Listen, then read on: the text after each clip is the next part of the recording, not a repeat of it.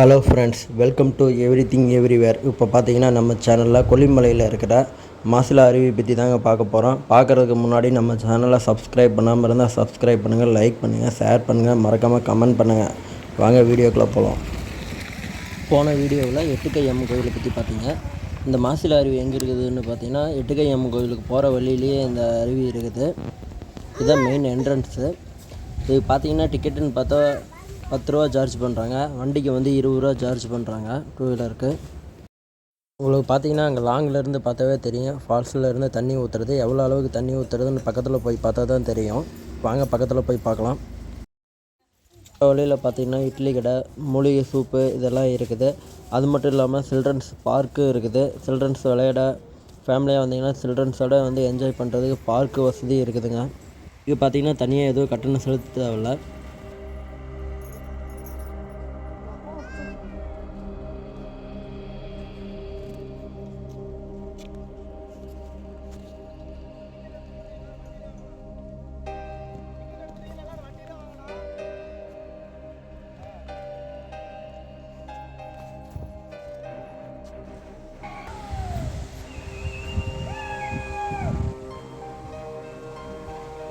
பக்கத்தில் போகிறப்ப பார்த்தீங்கன்னாவே அருவியோட சவுண்டு, அங்கே குளிக்கிற மக்களோட சவுண்டு கேட்குறத பார்க்கலாம்.